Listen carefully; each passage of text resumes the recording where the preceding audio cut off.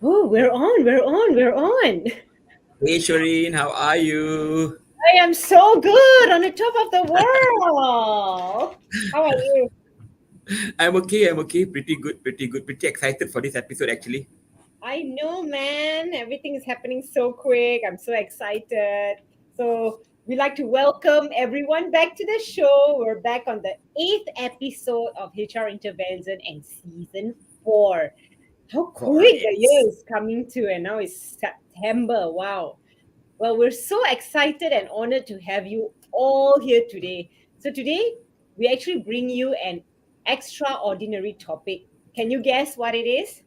Okay, maybe it's already a giveaway on the title above, but let me just tell you anyway. HR resilience as a global leader.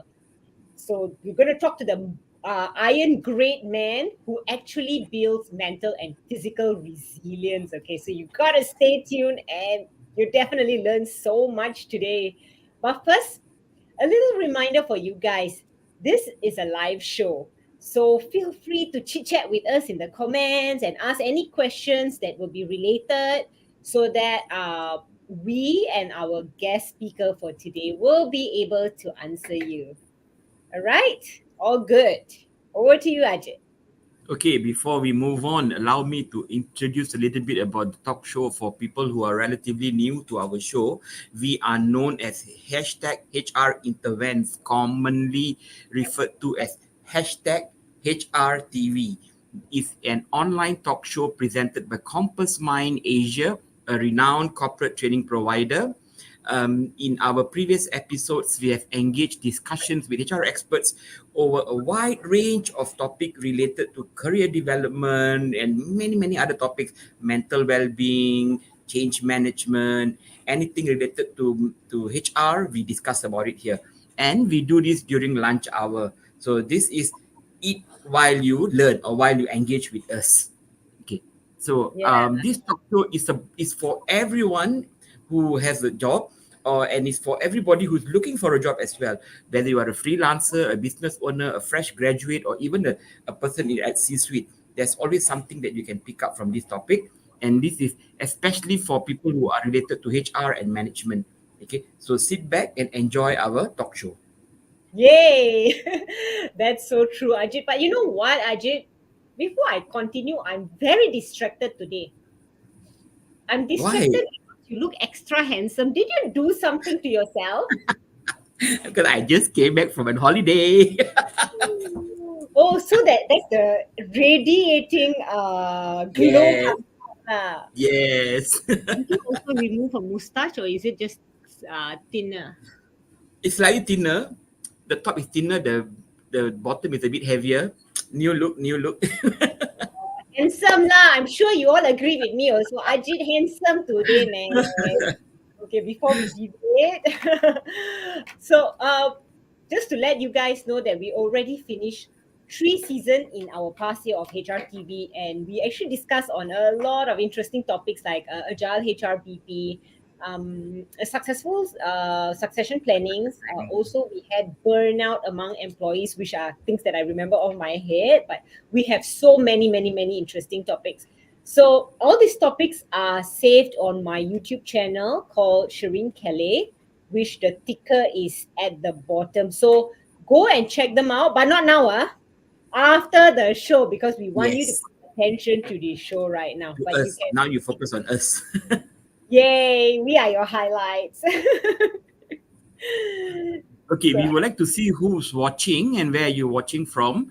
And please do write in our comment section, where you're dialing in from. We have had people calling us from all around, from even to areas like South Africa. Before, we had people calling us from there as well, in dialing in. So just do share where you're dialing in from, and then do share what you're having for lunch, and do interact with us. Send a small emoji or say anything, whatever you like. We welcome questions, we welcome suggestions, we also welcome feedback in the comment sessions as well as we go along. Before we move on, Shireen, I always like to talk and talk and talk. I forget to introduce myself. Okay, my name is Ajit. I am a HR practitioner in Malaysia. I have been practicing HR for close to about 25 over years. And with me, I have got the most beautiful lady, Shireen Kelly. You want to introduce yourself, Shireen? Thank you, handsome Ajit. And I'm Shireen Kelly, the Managing Director of Compass Mind Asia. And we'd like to welcome all of you to HR Interventions Season 4, Episode 8.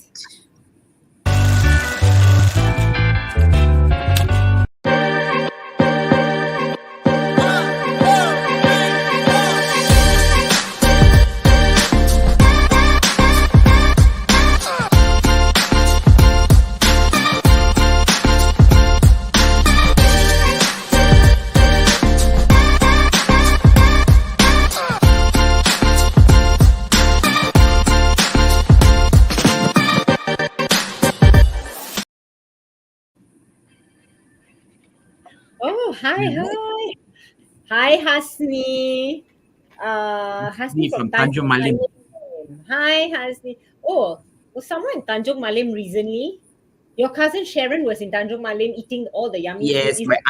my auntie lives there, so my cousin will always go back to visit my auntie in Tanjung Malim.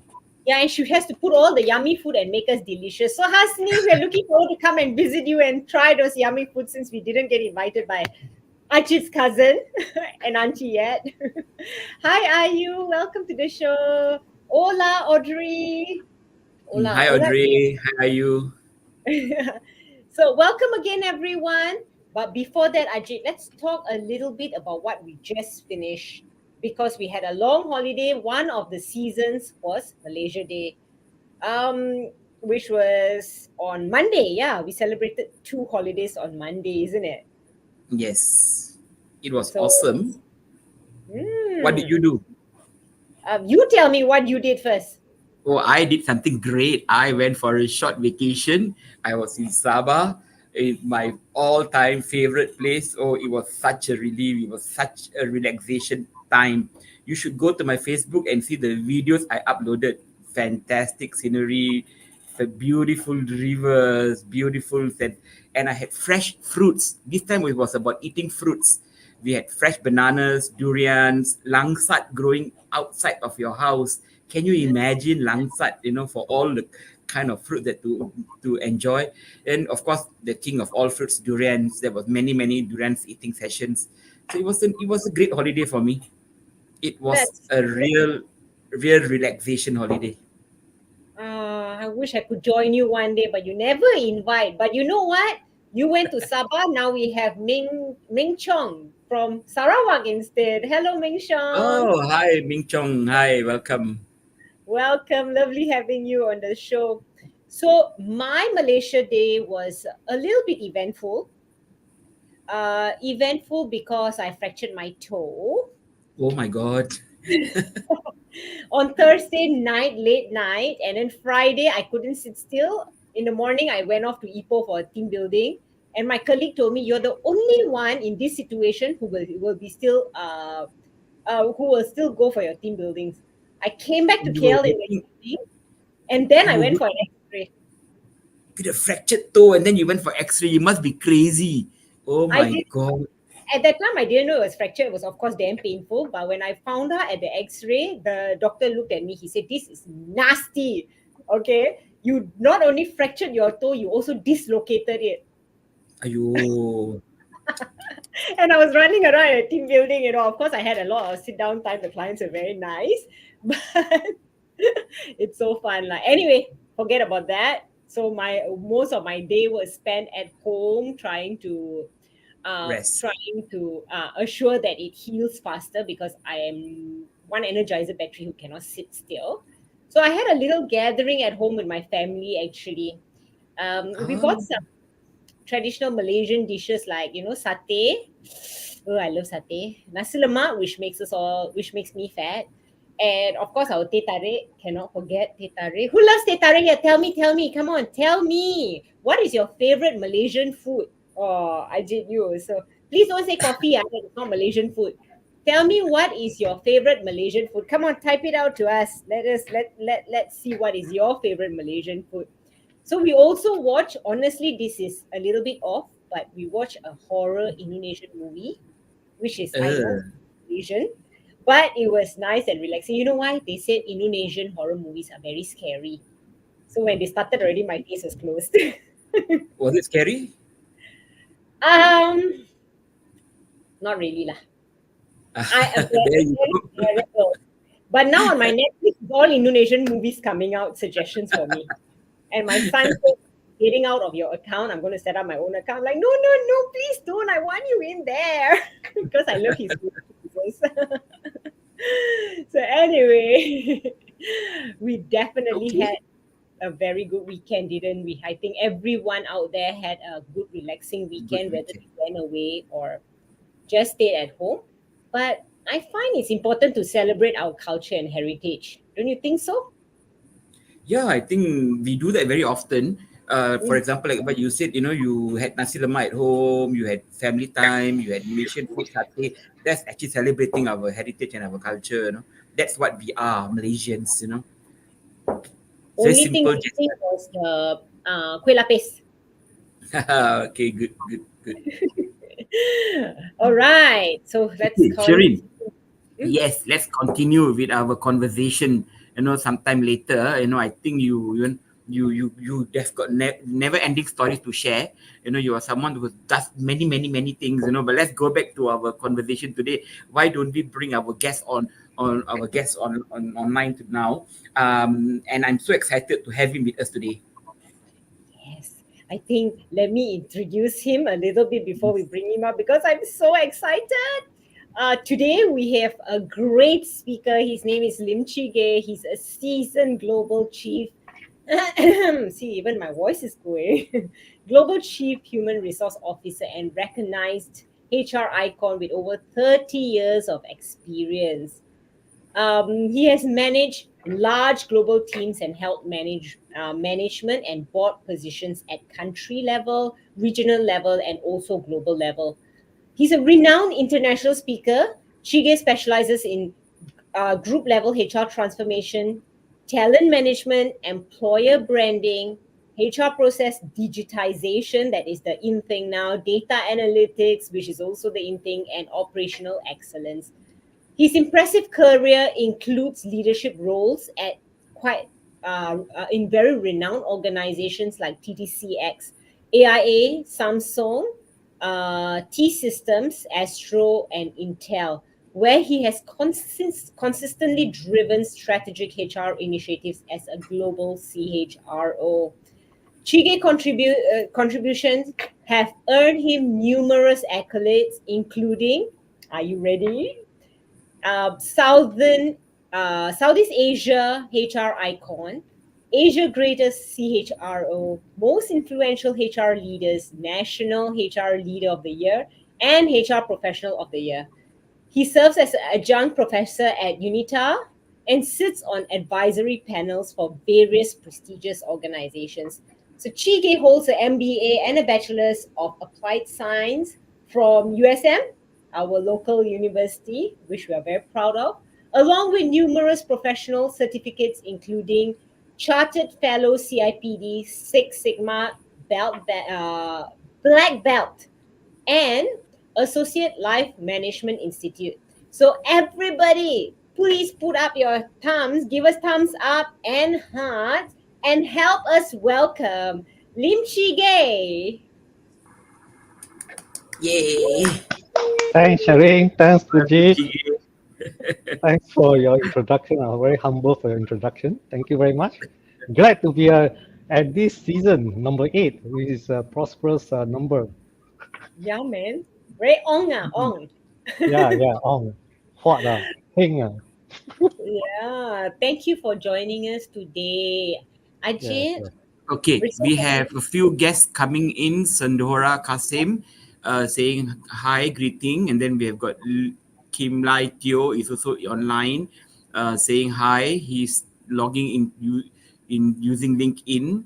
Okay, so others, please do feel free to say hi. Do leave a emoji or drop us a question later on.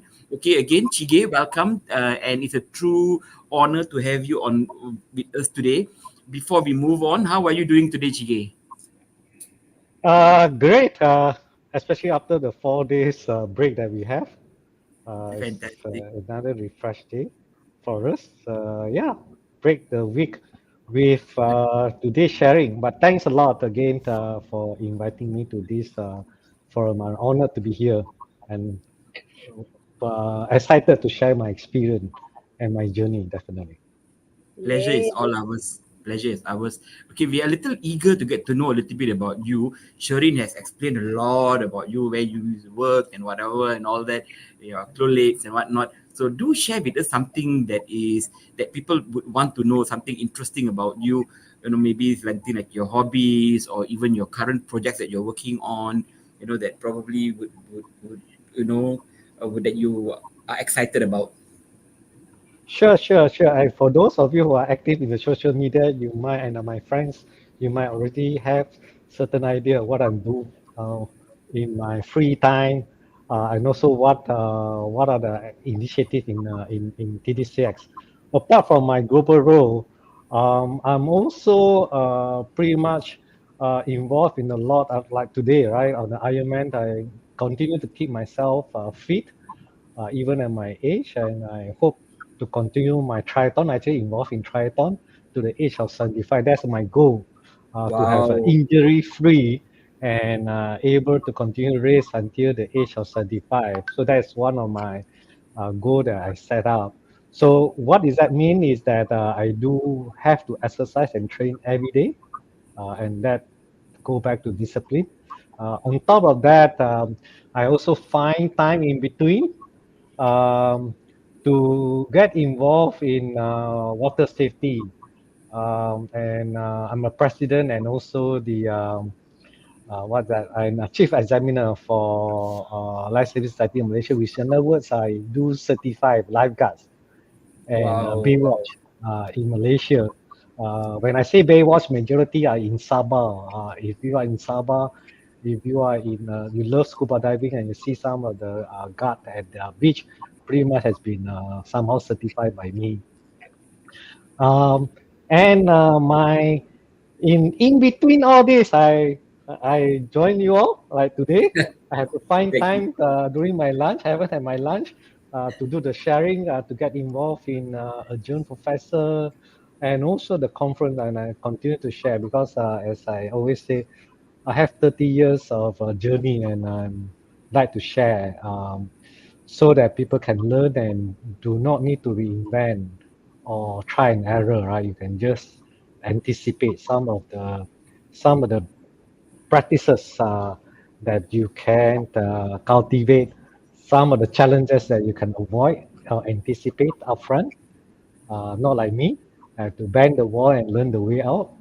So those are the things that I involved in my career, in my life, and also um, 24 hours in a day.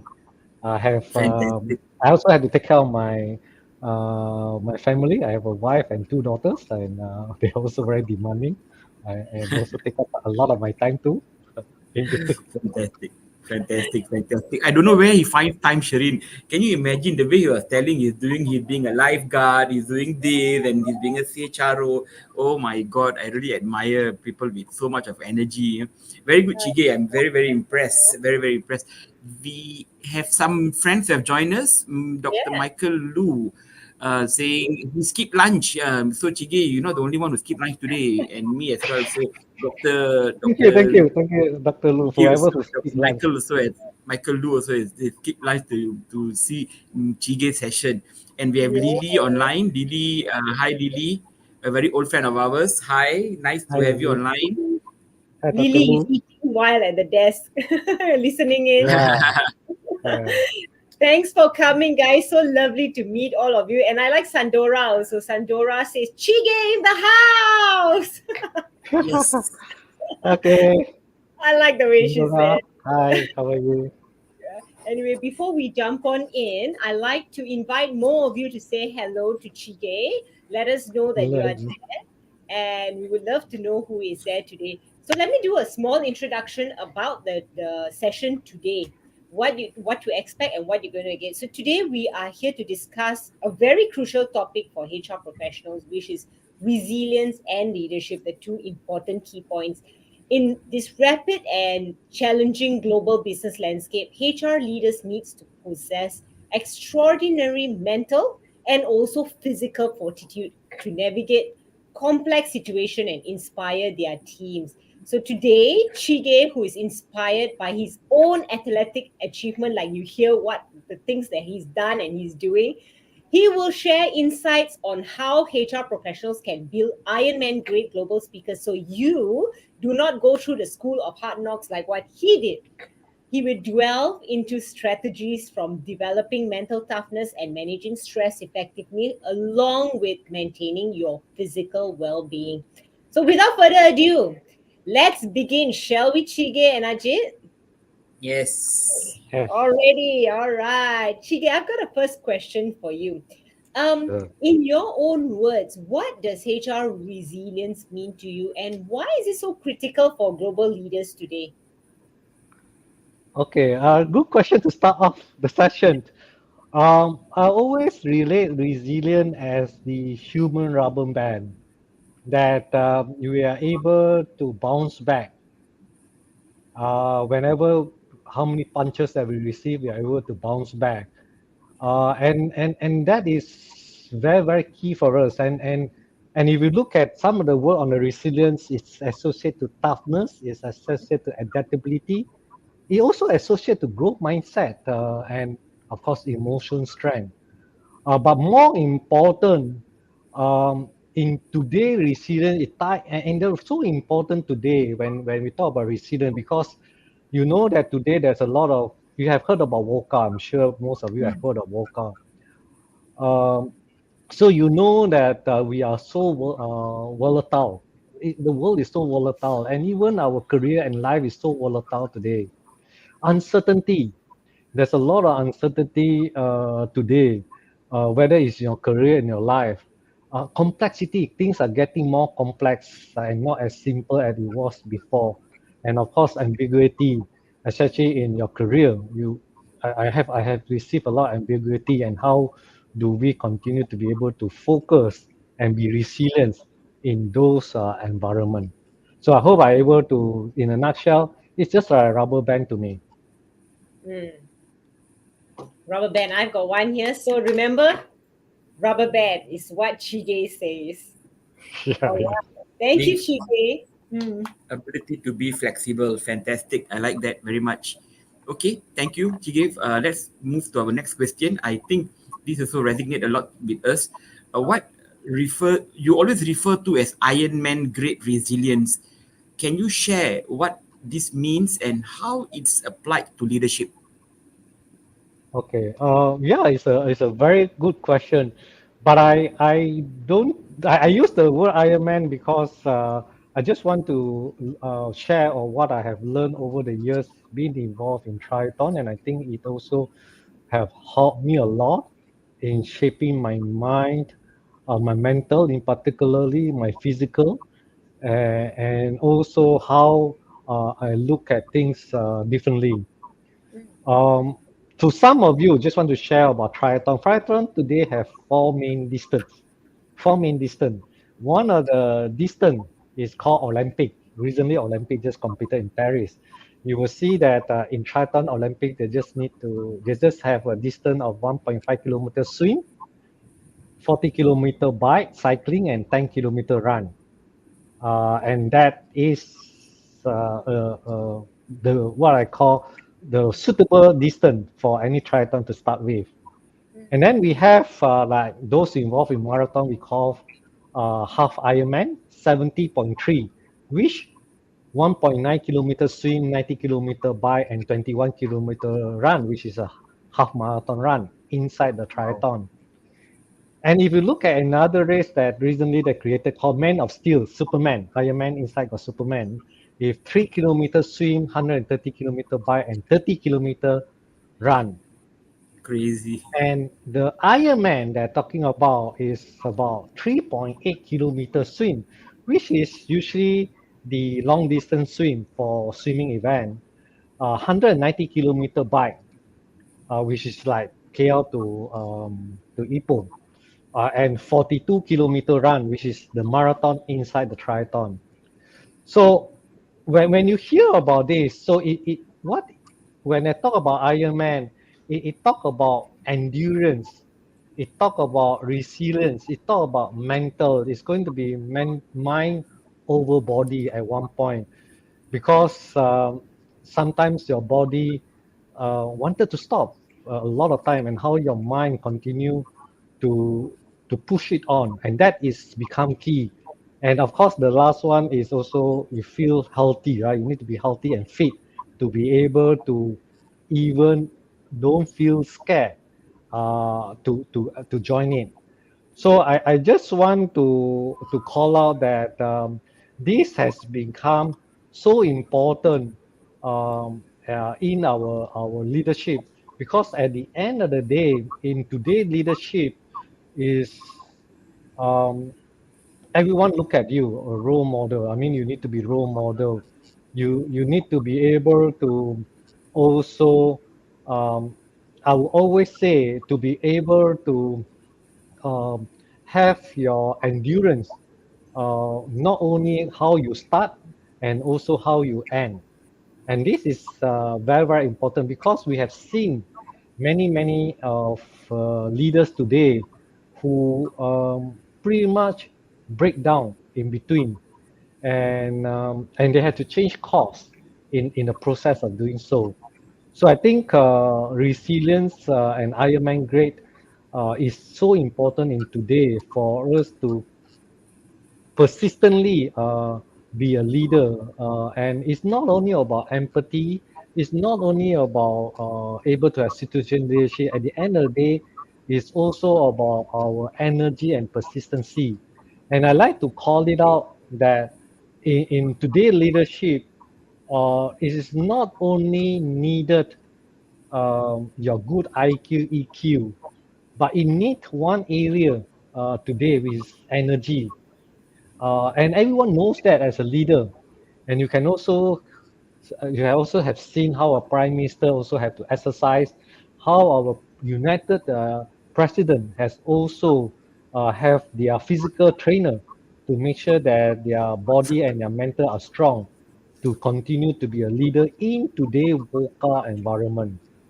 So, and having Ironman-Grade enabled you to stand the so-called resistance that you will face in your journey, whether your career and life, to avoid burnout, to avoid what we call breakdown.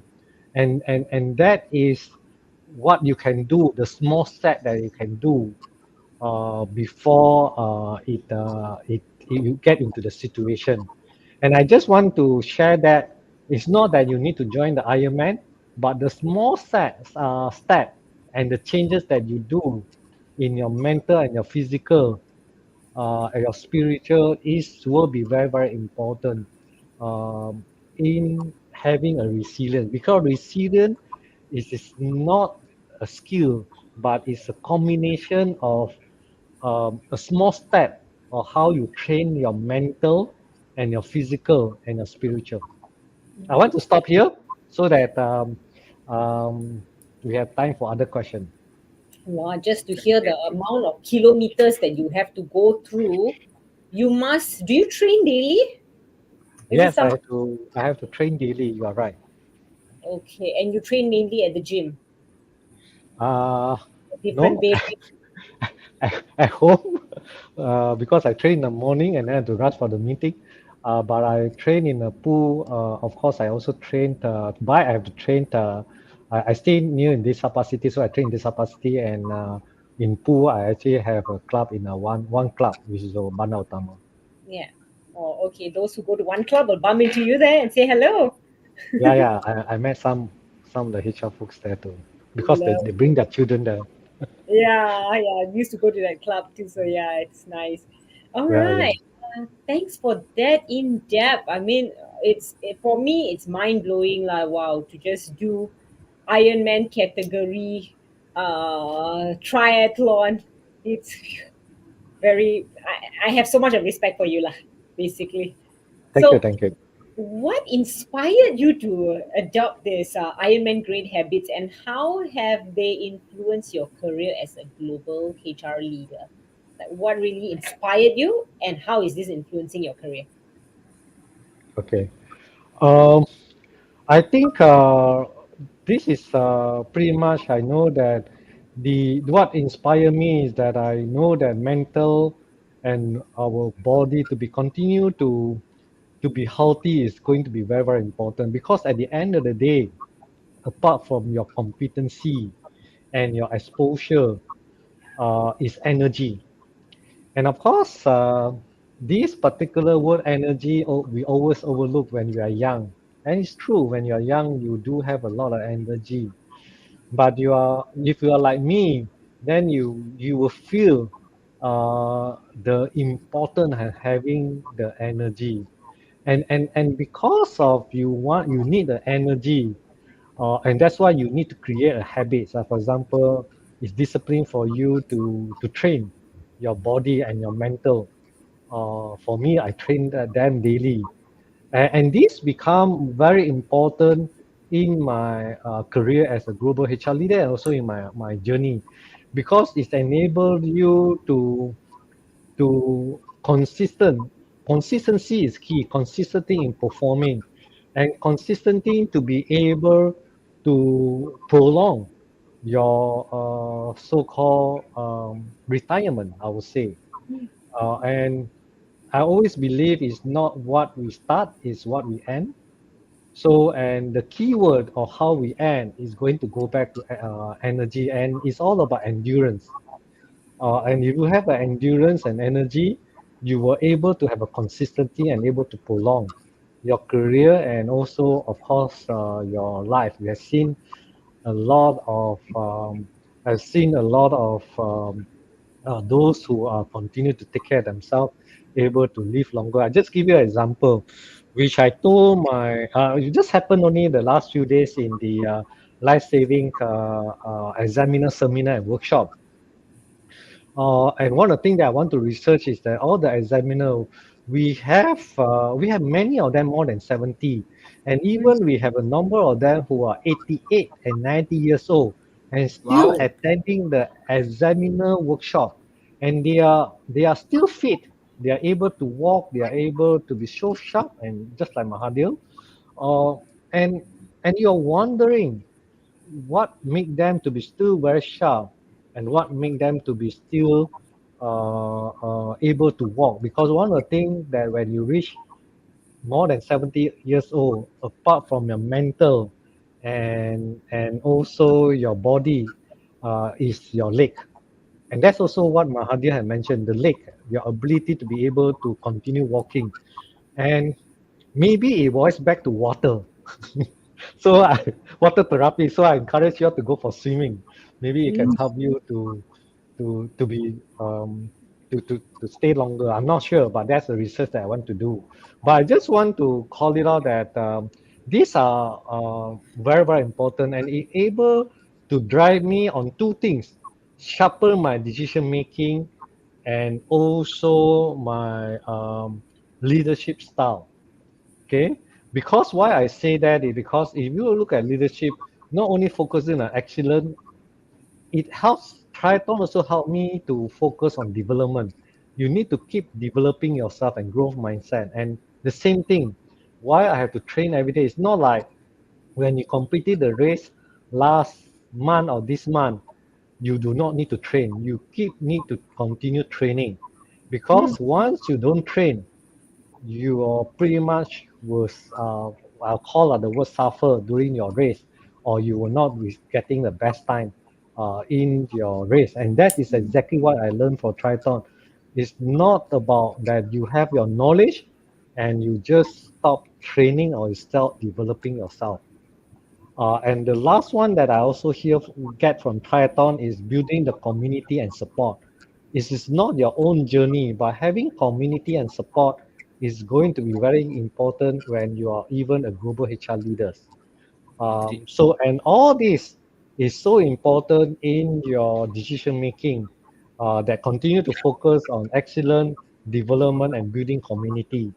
And for the leadership style, it's also very, very important, because then you will continue to know how to drive situation leadership. Because even in triathlon, um, apart from your physical fit, you are actually exposed to the route, equipment your bike can break down, and the weather. The day itself, Correct. I raced in a lot of competition. It rained whole day, and all these are what you will be facing. And what I learned is just like a leadership style. There's no one style that you should fit to. You will need to be directive when needed to. You need to be coaching when needed to, where you have still a very high directive and support. You need to be on a supportive when needed to, and you need to delegate when needed to. So that is what important in adapting those habits, and I learned this from triathlon too.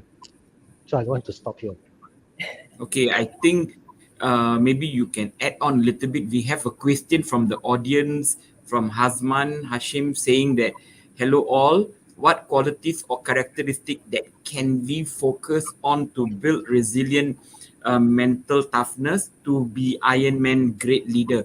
Maybe you want to continue to just add on a little bit. I think you answered part of it in your Yeah. previous explanation. Yeah.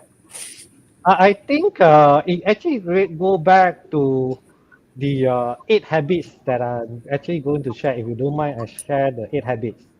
Yes, please. Yes. Okay. So there are actually 8 habits that I think that will build your Ironman resilience. And these 8 habits is covering 3 different parts. Individual, you as an individual, and in the team, and of course the growth, like Maslow law, where you need to look at the pyramid. So you do have a pyramid system that you need to be fundamentally manage yourself first, and then how do you able to interdependency dealing with others, and then the last one, how can you continue you to grow in a pyramid structure. So number one is about the habits is about mental resilience. When I say mental resilience, is mine is still very important, and in our career, in our personal, still I would say the most important. And that's why a lot of breakdown, a lot of suicide is because of mental. And I always tell, and this is also what I learned a lot, and also embarking my journey when I develop and bring out my 2 daughters. Mm. I do build resilience in them. I don't think that I have only protecting them. Of course, during when they are child, I do when they go to tuition, I just ensuring that safely they will reach to the tuition center, and even they need to go to the staircase, I will accompany them to go to the tuition center. I don't leave them just on the roadside and they go out themselves. That like a protective that I do. But what I'm trying to say that it's not a protective that I build out. What more important is you need to build resilient in them slowly by not protecting them. And what I'm trying to say here is that it's also very important for us to take stress. Taking stress is good to drive mental resilience.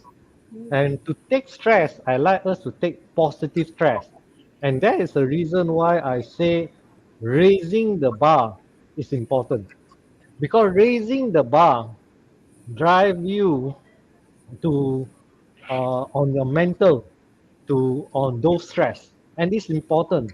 And raising the bar can be having good grade, do well in your study, do well in your sports, do well in your career, do well in your financial, in your relationship, and even taking care of your body. It creates stress, and that is a good stress. And creating slow stress and keep having the stress will help you to be strong in managing stress. And I'm going to come to that later on one area that I thought about 3 T's. But mental resilience is built up over the years, where having stress is good. And managing stress is even more important, but having stress or raising the bar is very important, especially when you have a child.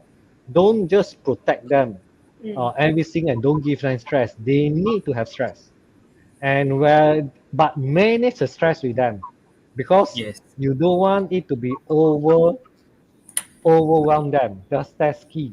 The second one is, which I talk about individual, right? Is actually a physical wellness. This is very important, and it comes back to consistency. If you look at all the CEO today, successful CEO today, they do spend time in exercise. They do. If you look at one of success, and 20 to 30 minutes is already good enough. I would say it doesn't need you to spend long hours. And the most important thing is not about hangat-hangat tahi ayam, uh, Correct. consistency. Yeah. Consistency. And the other one that is also very important is how do you build endurance, which a lot of time we talk about stamina, stamina, and it's true even in Ironman. And I would like to call out, how do we continue to build stamina in our career, in our leadership? And it's career is just like marathon. It is not that you speed beginning, because it's not how you start, it's how you end. So your ability to sustain your stamina is going to be very important. And also, if you look at Marshall Smith, mentioned about what got you here now won't got you there. So it is important for you to have a stamina that enable you to get to your dream, because what the past is still the past. So, Yeah. and to enable the stamina, you need to continue building the technical skill. You need to have a technical the competency, and you need to continue give water and sun to your what we call growth, and that is Yep. important to build endurance. I want to stop here in terms of these three. Is so important on your individual, the habits, and if you have these three with your competency, you will find that you will be somehow will taste success, because you will know, when I'm going to talk about endorphin later on, how endorphin will help in our journey. But I just want to stop here to answer the question that in the habits, three of the 8 habits that I'm going to share is about your individual managing self, and managing self, these three, which is your so-called um, mental, your physical, and your endurance. That is Correct. fantastic answer, Chige. Wow, I mean, you talk about stress and you talk about positive stress. You know, stress is important, but positive Yeah. stress and yeah, endurance, stamina. Well, that's amazing. But before we continue with the next question, which is by Ajit, we like to open the floor for questions from the audiences. Bring in more questions. You have any questions or opinions like that you share, or even if you're an athlete just like Chige, someone who is really into the mental, emotional, mental, physical resilience. Let us know. Also, we would love to know who you are. Yeah. Yeah. So come on, flood the comment section with any questions you have. Over to you, Okay. Ajit. Okay. Chige, fantastic. Thank you very much. I think very elaborated explanation, mental resilience, physical endurance, and also endurance, and as what you say, stamina. Fantastic. Now that brings us to the next question. How can leaders develop mental toughness, like what we have discussed earlier, especially when managing teams across multiple time zones and also cultures? Yeah. So I would say that managing time and managing culture, this is pretty much exposure. Today they are important. The experience is important, right? Um, so I want to talk to this portion alone, and then I talk about fundamental, which is much more important of just experience. Um, for me to get into a global role, I started with a regional role first.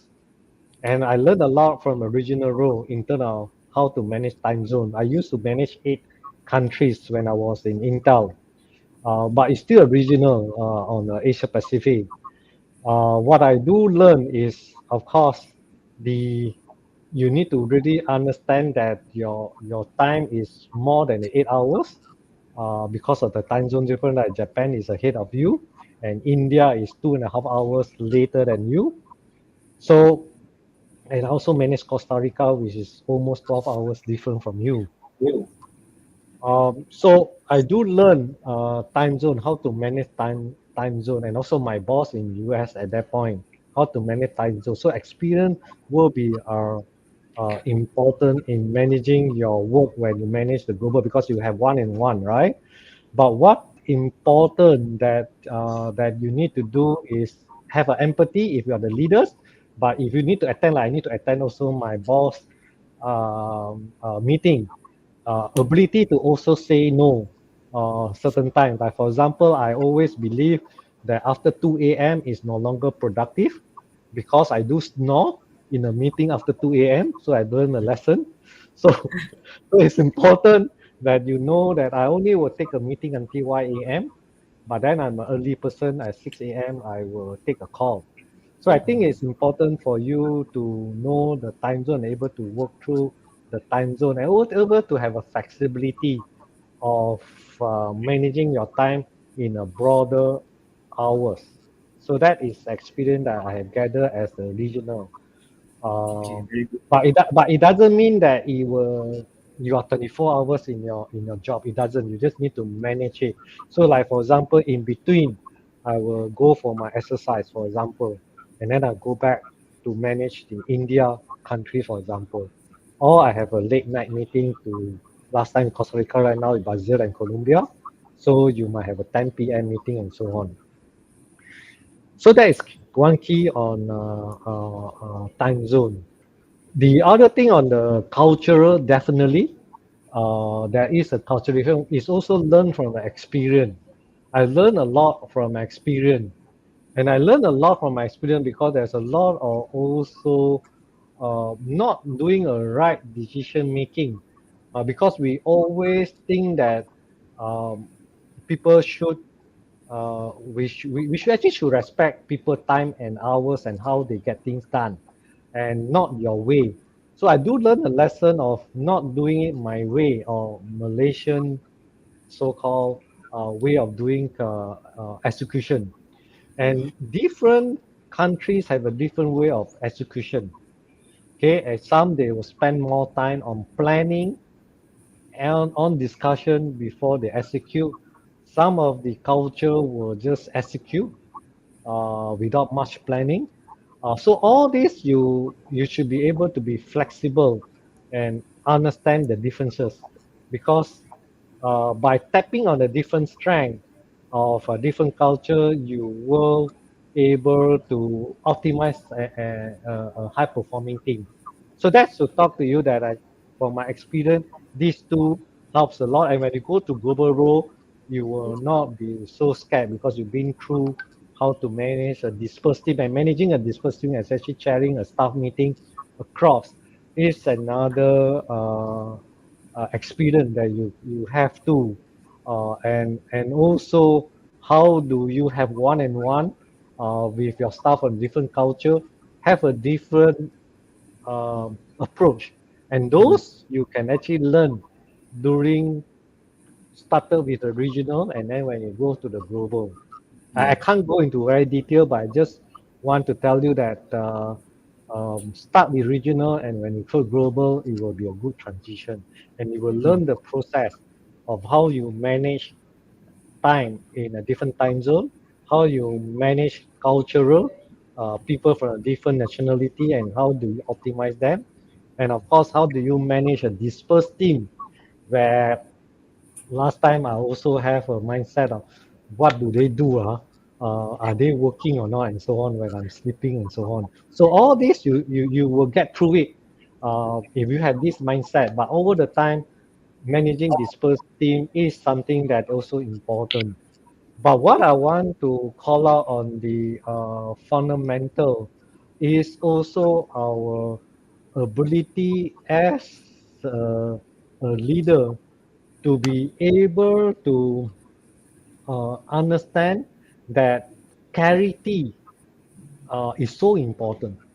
As a leader, as when you manage the global team, clarity is very, very important, because for one simple goal, it can mean a lot to different people, even in the same site, not even referring to across the culture, across the region, across the different upbringing. And having that clarity is super important, and spending the time is super important in driving that. So in other words, having strategic thinking is super important, and setting the vision, the mission, and the goal is something that you cannot avoid. And having the clarity is super important. The other one that is super important is understand your global team competency. It's so important for you to really know their strength and tap on their strength and their behavior, because certain countries, they can do a wonderful job on running a team building for you. For example, certain behavior, you will find that is super useful in managing projects and crisis management. And certain culture will be so important in shaping a good strategies. And if you can tap on that, planning and execution in a global team will become much more what we call getting the next level, rather than you are in managing from a particular country. You will get much more output when you manage global team, because you can tap and the regional different culture and different dynamic beyond specific country to be able to optimize your planning and your execution. Okay, so I want to Perfect. stop here. Okay, that's great. Wow, that's a very detailed explanation. I think that's helped a lot of people. We have a very cute question here. I said cute because the person's name is Sunshine. And she asked, how do you differentiate whether it's a positive stress or not? That means basically a positive or Yeah, negative stress. yeah. Good question. I always say have positive stress than negative stress. Just give you an example, a good negative stress. Um, the good negative stress is usually the outcome when you are being put under PIP, Mm, performance improvement plan, that becomes negative stress. When you are not getting increment because of performance, that is a negative stress. So you understand that or not? Or, uh, or many other example of getting grade F in your exam, and you have to repeat again. You have to repeat again. That's negative stress. These are all called negative stress. And all these negative stress can be avoided if you put more into positive stress. So it's just like reactive versus proactive. Okay. So, and positive stress is about raising the bar. Today, in a lot of career, even in HR, right? Can we hire our employee within 2 weeks, for example? That usually take 2 months. That is raising the bar.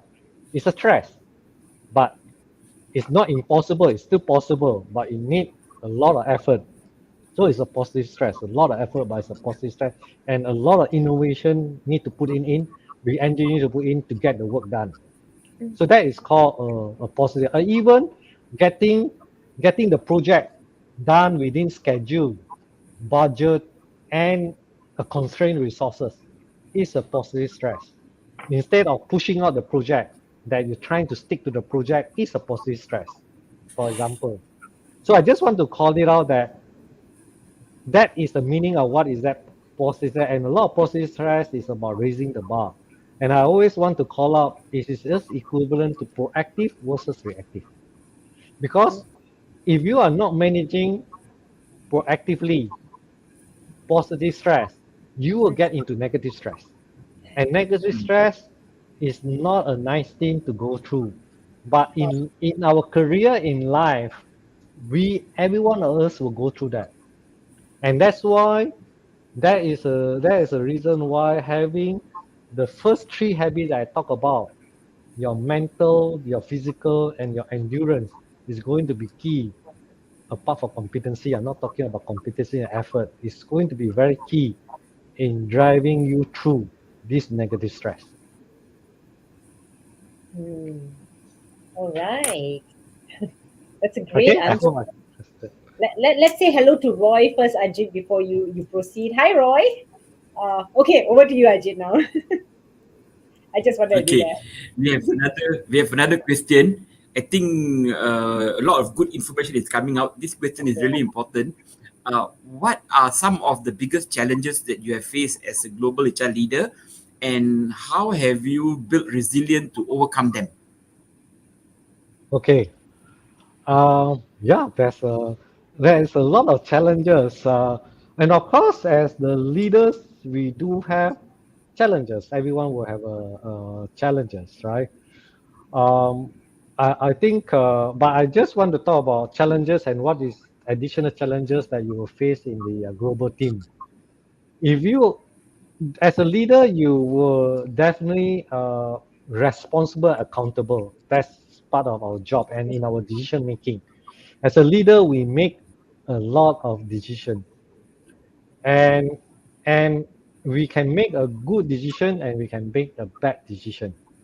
Okay, and then it boils back to the challenges for you to make a good decision.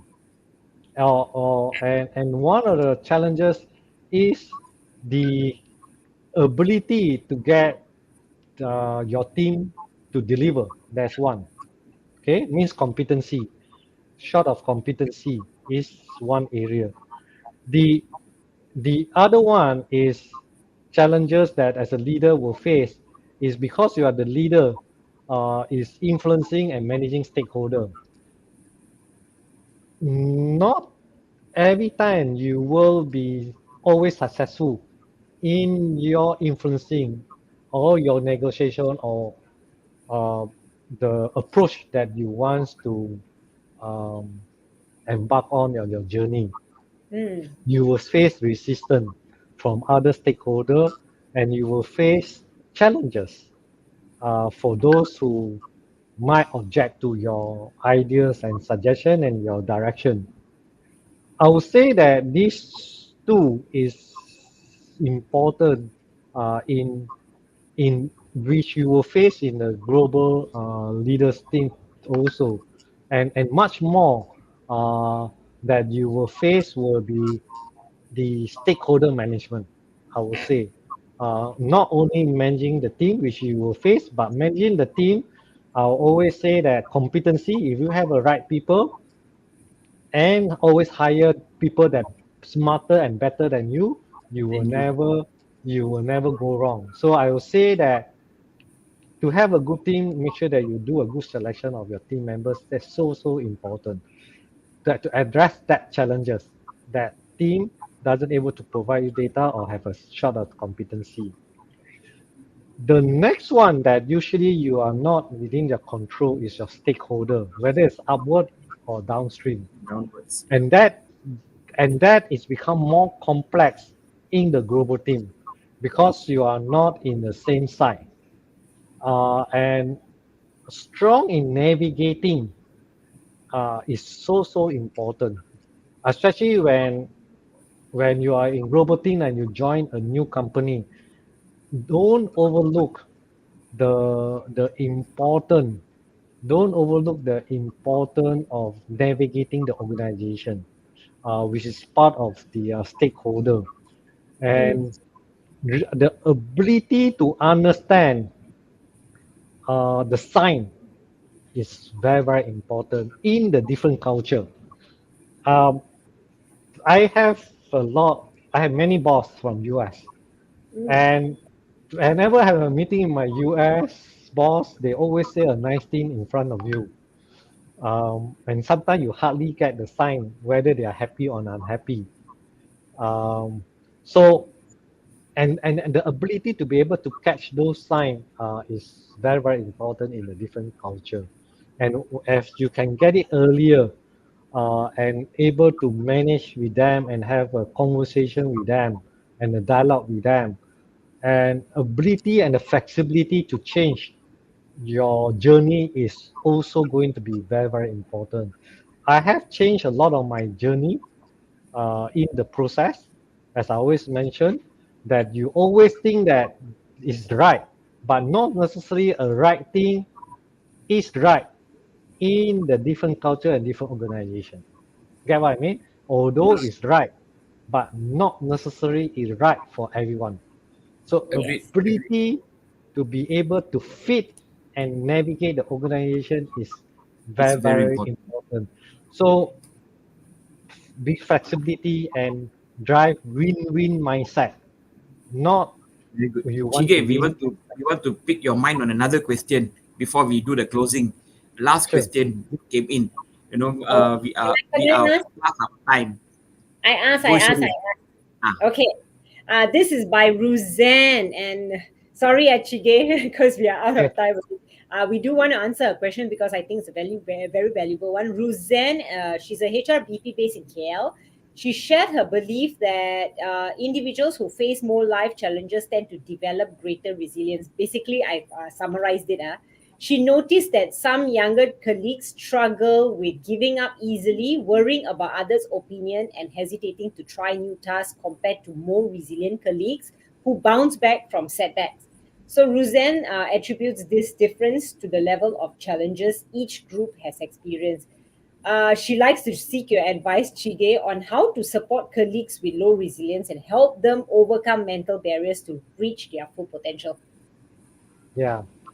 So I think this is a support that you need to give to those colleagues and those groups that easily give up. Yeah, we do have many, and that is the same thing like what Jensen Huang, the NVIDIA CEO, mentioned, right, to the Stanford graduates, that a lot of Stanford graduates are smart with a high expectation, but they don't have resilience because they never go through the pain. He called the pain of life that Mm, people go through.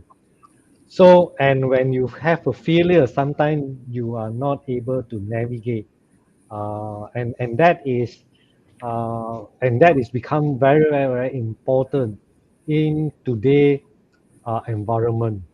And we do have a lot of people who are easily give up, and that's why persistency is important. So how as I'm glad, right, that we have empathy in this group, that you want to help your colleague that have those low resilience, even to certain extent, sometimes self-esteem. I think sometimes they don't understand, that's for sure. mm, I have many of these, they don't understand. Yeah. They don't that's true. understand it's not a overnight job. And don't kill yourself just because you want them to change and they are not changing, because it's not an overnight job. It's a journey. It's a journey, and it's a support, and it's a pace that you need to go through with them. Okay, so that is very important, that sometimes they need to be able to find the mentor at the same length, maybe the same habit. So maybe you give people who love sports and triathlon to me, they can resonate with me better. Agreed. Okay, so what I'm trying to say here is that might be a one way that will trigger them from their childhood or whatever, and that is where the best possible way for them to change. Okay, because Mm, sometimes when you try, they doesn't change because it's not easy. I've done many times, and I also have shared many times, but people still don't do it. Okay, although it's the right thing. But I mm, think the ability to tie back and getting the right people to coach and mentor them, mm, and that is also very, very important, that you can provide them the support. Okay, but don't rush and push them, because for how they are built out in their career is also not overnight. Yeah. I always say that not everyone are born to become a gangster or 𝗵𝗯𝗶𝗃𝗃, for example. Yeah. For them, for us to change them and their point of view, it will take time. Okay, True. Mm-hmm. so Yeah. that is key that we Mm. need to give support, but never give up in supporting them. Okay. Mm. Very good. Okay, That's great. fantastic. I agree with what Chee said. Different people, different approach. You need to find the right person to speak to them so that they can resonate. Fantastic, Chee. That is spoken by a true leader. Okay. We have approached Absolutely. Yeah, the end of speak our about my session. 8 habits. I only speak 3 habits only. Very good, very good, Cool, very yeah. good. Very good wisdom and very good session today. We have got many questions and we still are getting more questions, but we can't address all. We have came to the end of our session, and we would like to thank Chee Gay for a very insightful session, for this serious discussion with us today. Chee Gay, thank you very much. Before we end, is there any way that the audience can get in touch with you through your social media, or if they've got any future questions or whatever? Yes. By all means, just belanja me a coffee. You have my 1 hour. Fantastic. See, there you Awesome. go. True So Chee leader. we'll be having coffee with you. And guys, if you all want to connect with Chee also, you can connect with Chee on his LinkedIn. We have put the ticker at the bottom. So that was an amazing session, wasn't it, Ajit? It doesn't feel like, you know Yes, what, yes. not just 1 hour passed, more than an hour. And so Yeah. we like Correct. to thank you so much, Chee for joining us. So hearts to you. And to our audience who tune in on all our platforms, our social media platforms, make sure you tune in to get to know what is our upcoming episode. If you're a HR leader and want to be a guest for our show, drop a PM on my LinkedIn or email us. And if you're a HR or L&D manager and want to have a team building this year, drop me an email at training@compassmind.com. So last but not least, it was wonderful having all of you here today. Thanks for watching HR Intervention. Remember, serious discussion only. Only. Bye. Bye. Bye.